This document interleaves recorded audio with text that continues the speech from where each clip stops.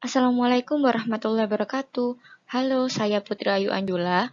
Kali ini kita akan membahas mengenai animalia. Yang pertama, subbab yang akan saya bahas yaitu invertebrata, mulai dari porifera hingga platyhelminthes. Sudah siap? Oke.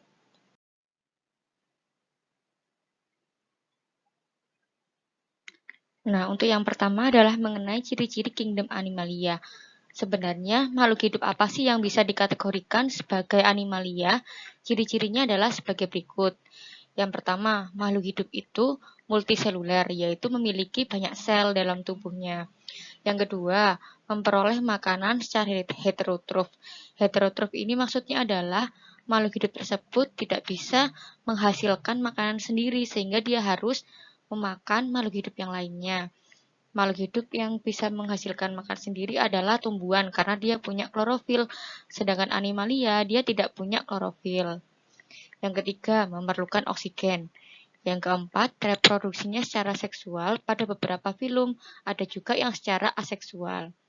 Yang kelima, bentuk dewasanya selalu berupa diploid, jadi sel-selnya itu kebanyakan diploid sel tubuhnya.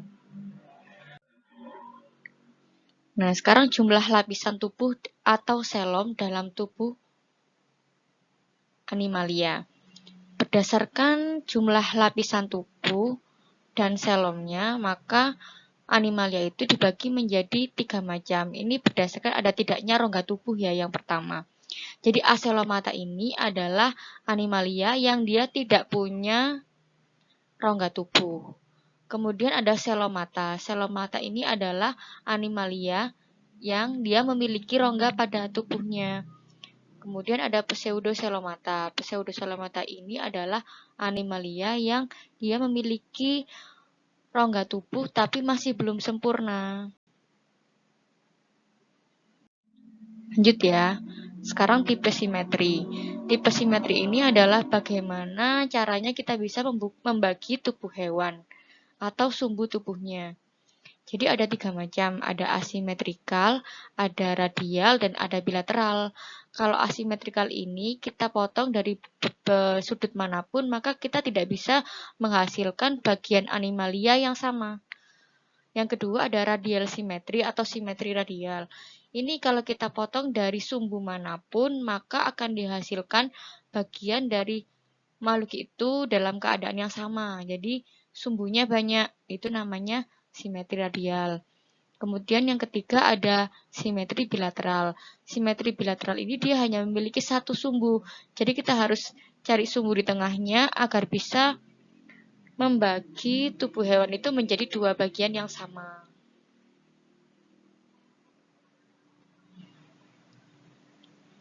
Nah ini ya, jadi ada asimetri, ada radial, dan ada bilateral.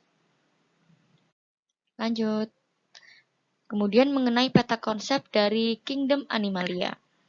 Nah, di sini ada beberapa ciri-ciri yang bisa kita bandingkan untuk semua jenis animalia. Yang pertama, berdasarkan jumlah lapisan tubuh, ada yang diploblastik, ada yang triploblastik. Kalau diploblastik, maka hewan tersebut memiliki 2 lapisan pada tubuhnya. Kalau triploblastik, dia memiliki 3 lapisan dalam tubuhnya. Yang kedua mengenai tipe selom atau tipe rongga tubuh. Jadi ada aselomata yang tidak memiliki rongga tubuh, ada pseudoselomata yang memiliki rongga tubuh tapi belum sempurna, dan ada yang selomata yaitu memiliki rongga tubuh yang sudah sempurna. Kemudian yang ketiga ada tipe simetri. Tipe simetri tadi yang sudah kita bahas, ada asimetri. Jadi dia tidak punya simetri apapun, jadi dipotong di sumbu manapun tidak bisa menghasilkan bagian tubuh yang sama. Ada simetri radial, yaitu dia memiliki banyak simetri. Ada simetri bilateral, yaitu memiliki satu sumbu simetri saja. Kemudian yang ketiga ada tipe perut. Jadi ada yang dia tidak punya usus, ada yang sudah punya usus, dan ada yang punya usus tapi tidak lengkap. Kemudian segmentasi tubuh. Jadi ada makhluk animalia yang dia bersegmen-segmen dan ada yang tidak memiliki segmen pada tubuhnya. Ini adalah ciri-ciri pembedanya. Bagaimana dengan klasifikasinya? Jadi secara umum kita bagi ada invertebrata dan ada vertebrata.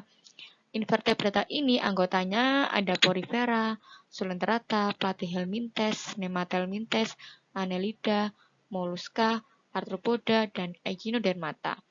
Untuk vertebrata ini mulai dari Chondrichthyes, Osteichthyes, amfibi, reptil aves, dan mamalia. Terakhir, kita harus juga belajar mengenai peranan masing-masing jenis animalia tersebut. Nah, yang pertama, kita bahas dulu mengenai filum Porifera. Kalau kita lihat gambarnya di sini, semacam terumbu karang ya. Apakah ini anggotanya terumbu karang? Lanjut. Nah, ini adalah salah satu kelas dari filum Porifera. Ada kelas Calcarea. Nama makhluknya adalah sikon. Kemudian ada kelas Demospongia. Nama spesiesnya ada Spongilla dan Microciona. Ada kelas Hexactinellida, nama spesiesnya ada Euplecella suparea. Nah, kita bahas ciri-ciri dari filum Porifera itu. Jadi, ciri-ciri Porifera yang pertama adalah tubuh Porifera ini asimetri, jadi tidak beraturan. Meskipun juga ada yang memiliki simetri radial. Yang kedua, berbentuk seperti tabung. Jadi khasnya dia ada tabungnya seperti tabung-tabung begitu badannya, ada yang seperti vas bunga, mangkuk maupun terlihat seperti tumbuhan. Yang ketiga, tubuhnya berpori-pori. Makanya namanya porifera karena berpori. Yang keempat, dia multiseluler. Jadi tubuhnya memiliki banyak sel. Yang kelima, warnanya bervariasi, jadi bermacam-macam ya. Yang keenam, dia tidak berpindah tempat. Jadi dia sifatnya sesil, menempel, di bawahnya laut. Kemudian dia bersifat diploblastik, yaitu memiliki 2 lapisan tubuh. Kedelapan, dia tidak ada saraf dan organ. Jadi masih belum punya saraf dan belum punya organ. Dan habitatnya di laut. Pencernaannya secara intrasel, yaitu di dalam sel-sel itu. Nah, ini contoh dari porifera ya. Jadi dia menempel di laut seperti ini dan warnanya bermacam-macam. Nah, sekarang kita bahas ciri anatominya. Kalau kita perbesar, ternyata seperti ini bentuknya. Jadi ada 3 macam. Ini adalah tipe saluran air yang terdapat pada porifera. Yang pertama ada askonoid, ada sikonoid, dan ada leukonoid.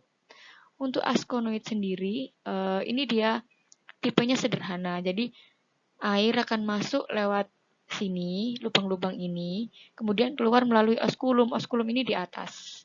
Kalau untuk tipe sikonoid, maka air akan sama juga masuk lewat sini, kemudian keluar lewat oskulum. Cuma di sini bagian tempat masuknya ini dia lebih kompleks daripada punya sikon.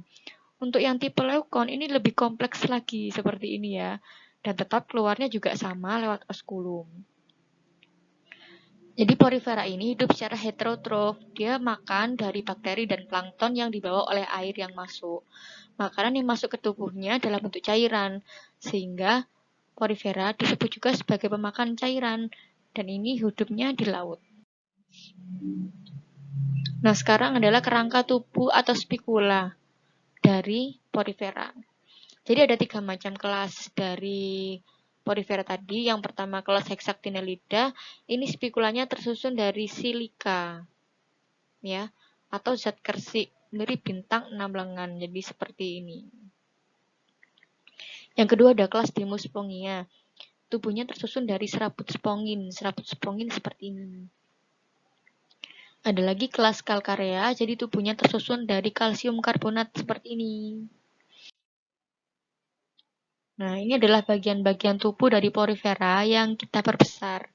Bagian luar ada epidermis, kemudian ada ada sel-sel yang seperti ini kita sebut sebagai koanosit. Dan juga ada amebosit yang warna kuning ini ya. Air itu akan masuk melalui ini, porosit-porosit ini yang warna pink di sini ya. Nah, ini kalau seumpama kita perbesar satu koanositnya ini, maka akan terlihat seperti ini. Jadi amebosit itu dia adalah dasarnya dari koanosit, sel koanosit ini. Dia punya flagel, kemudian di sini nanti makanan akan diserap untuk cadangan makanan poriferanya. Lanjut. Sekarang peranan porifera. Jadi porifera ini dia bisa digunakan sebagai spons mandi juga untuk spongnya dan hipospongnya. Kemudian zat kimia yang dikeluarkan memiliki potensi sebagai obat penyakit kanker dan penyakit lainnya. Nah, ini contohnya ya. Yang kedua adalah filum sulenterata. Nah, kalau kita lihat di sini ternyata ada ubur-ubur salah satu contoh dari sulenterata. Ciri-ciri filum sulenterata. Yang pertama memiliki rongga tubuh sebagai alat pencernaan gastrovaskuler. Kemudian memiliki alat penyengat. Wah, kalau tadi kan porifera tidak punya alat penyengat, tapi kalau untuk sulenterata di sini dia memiliki alat penyengat namanya cnidoblas atau nematokis. Simetrinya radial, jadi memiliki banyak sekali sumbu tubuh dan bentuknya polip. Polip itu maksudnya tabung dan dia menempel juga ya, ada yang menempel. Ada juga yang bentuk medusa. Kalau bentuk medusa ini dia seperti ubur-ubur itu. Merupakan hewan diploblastik, jadi memiliki 2 lapisan tubuh. Reproduksinya bisa secara seksual dan bisa secara aseksual. Pencernaannya secara ekstraseluler dan intraseluler, bisa di dalam sel atau bisa di luarnya sel. Nah, ini kita bagi filum sulenterata tadi menjadi 3 kelas. Yang pertama hydrozoa, ada scyphozoa, ada anthozoa. Hydrozoa ini contohnya hydra. Scyphozoa ini contohnya adalah ubur-ubur, Aurelia aurita. Dan anthozoa contohnya adalah metridium atau mawar laut. Nah, ini yang pertama ini adalah hydra ya. Nah, ini adalah ubur-ubur untuk kelas Scyphozoa. Dan ini adalah mawar laut, contoh dari anthozoa. Bagian tubuh dan siklus hydrozoa. Jadi yang pertama kita bahas hydrozoa tadi, contohnya adalah hydra. Ini adalah hydra, strukturnya seperti ini ya. Jadi ini sangat mikroskopis dia dan kelihatan warnanya hijau sebenarnya. Ini bagian-bagian tubuhnya, ada mulutnya di bagian ini. Kemudian dia punya tentakel-tentakel di sini untuk menangkap mangsanya ya. Kemudian dia juga bisa bertunas, makanya ini ada bat. Bat itu adalah tunasnya. Nah, ini adalah siklus hidup dari hydra. Jadi yang pertama hydra itu ada hydra laki-laki ya, male, yang memiliki gonad jantan dan ada yang memiliki gonad betina. Jadi untuk yang memiliki gonad jantan ini dia akan menghasilkan sperma diterima oleh yang punya gonad betina. Di sini ada telurnya, ada ovum. Akhirnya menjadi zigot, jadilah embrio. Embrio ini dia akan tertanam di dasar lautan, kemudian menjadi polip muda atau yang polip di sini. Nah, polip muda ini dia akan bertunas, jadi di kanan kirinya ada tunasnya seperti ini. Nah, lama-kelamaan dia akan menjadi dewasa, mau jadi apa? Mau jadi yang memiliki gonad jantan ataukah yang memiliki gonad betina. Nah, balik lagi nanti gonad jantan sama yang punya gonad betina, dia akan kawin lagi seperti ini. Oke, jelas ya, lanjut. Sekarang bagian tubuh dari Scyphozoa. Scyphozoa ini contohnya adalah ubur-ubur ya. Nah, ini bagian tubuhnya, dia punya tentakel-tentakel, dia punya mulut di sini, perut, organ kelamin, dan dinding bagian luar maupun bagian dalam. Ini adalah siklus hidup dari ubur-ubur. Jadi yang pertama ada ubur-ubur betina dan ubur-ubur jantan. Ubur-ubur yang betina ini dia menghasilkan sel telur dan ubur-ubur jantan dia menghasilkan sperma. Kemudian mengalami fertilisasi menjadi zigot. Zigot tumbuh jadi planula. Jadi planula ini dia seperti punya silia begitu untuk bergerak. Dia akan mencari tempat yang sesuai, menempel di bawah laut. Kemudian dia menjadi skifistoma begini. Skifistoma ini akan tumbuh menjadi besar. Nah, akhirnya dia bisa membelah secara transversal begini, menghasilkan banyak sekali evira-evira begini. Satu evira ini akan lepas, dia akan menjadi medusa muda.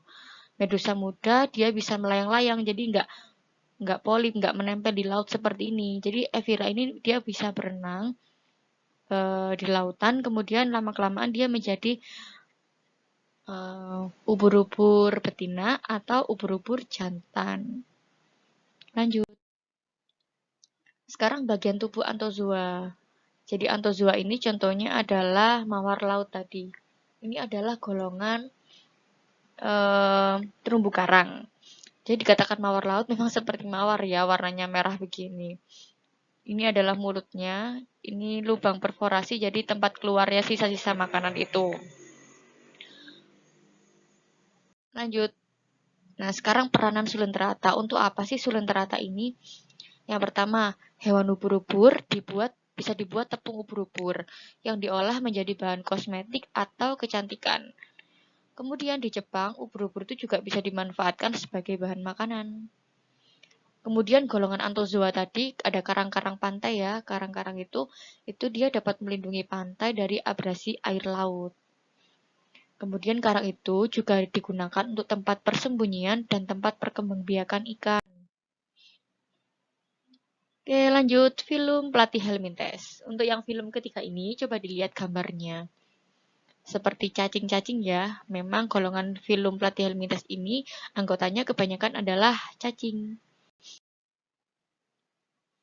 Ciri-ciri film Pelatih Helmintes. Yang pertama, lapisan tubuhnya triploblastik, yaitu dia memiliki 3 lapisan tubuh. Kalau yang tadi, yang 2 tadi, dia diploblastik.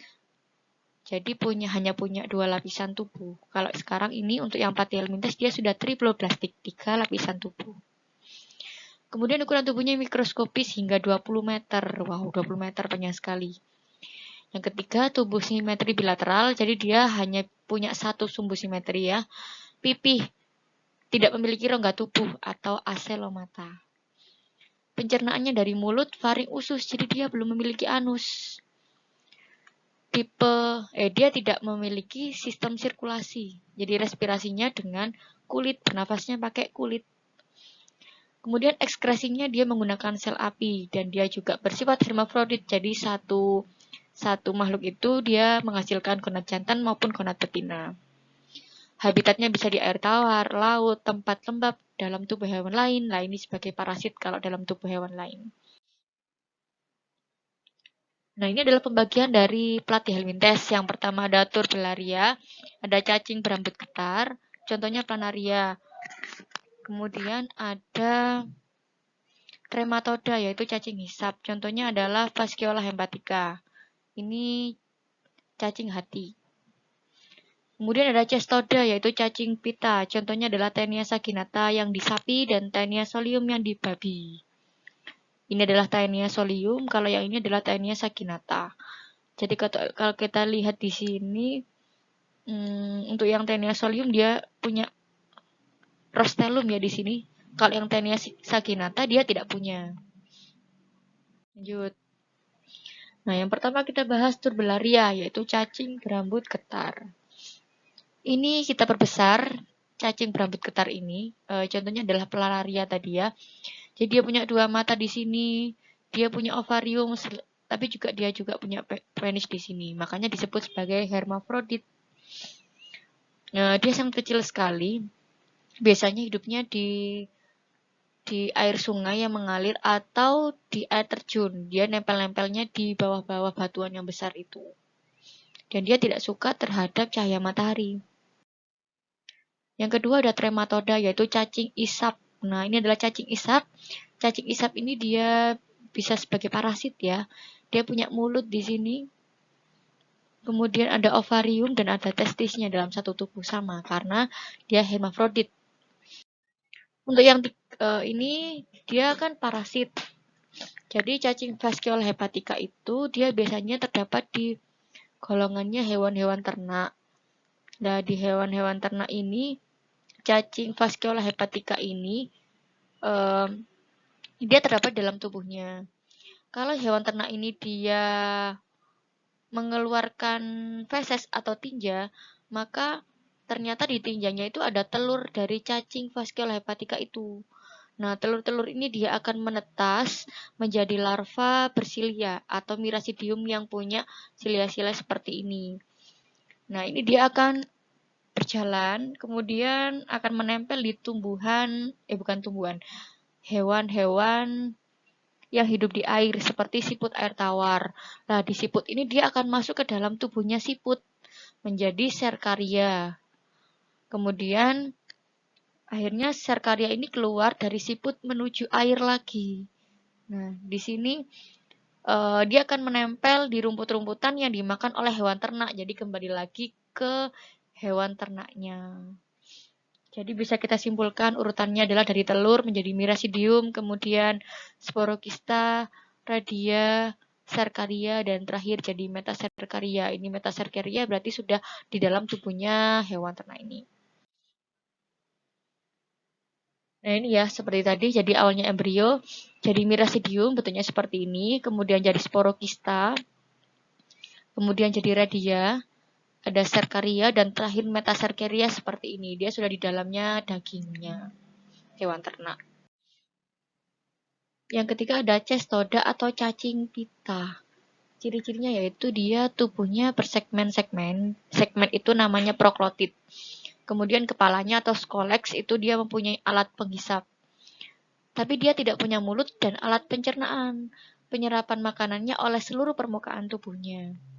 Contohnya ada Taenia saginata yang di dalam sapi dan ada Taenia solium yang di dalamnya tubuh babi. Nah, ini gambar dari cacing Taenia saginata dan Taenia solium ya. Jadi ada yang punya saker, semuanya punya saker. Yang membedakan tadi adalah rostelumnya ya. Ini adalah proklotid-proklotidnya. Proklotid ini adalah bagian tubuh dari cacing Taenia ini. Nah, ini tadi yang saya bandingkan. Jadi, untuk yang Taenia saginata, dia punya rostelum, sedangkan Taenia solium dia tidak ada rostelumnya.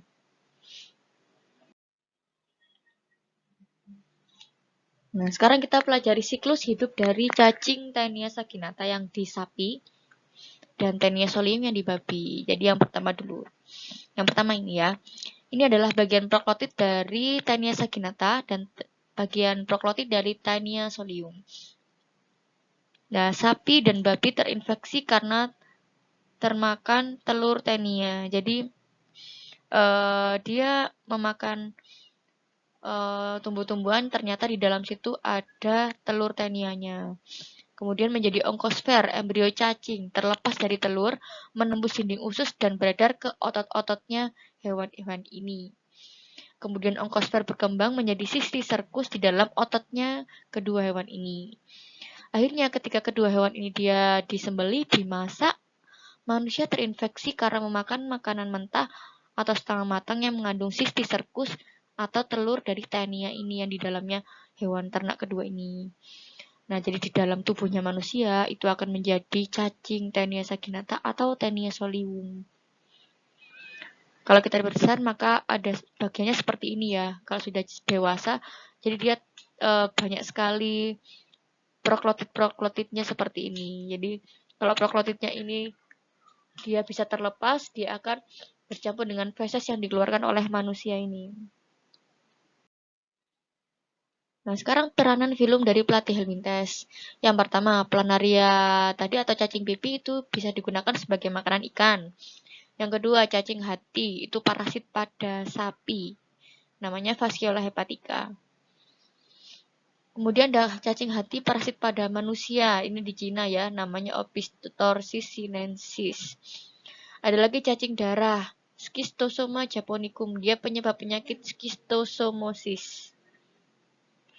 Yang kelima, Taenia saginata ini dia parasit pada sapi, tapi juga bisa menginfeksi manusia yang memakan sapi setengah matang. Kemudian ada Taenia solium, dia parasit pada babi. Oke, sekian kita lanjutkan di Animalia Part 2 ya. Semoga bermanfaat. Saya akhiri. Wassalamualaikum warahmatullahi wabarakatuh.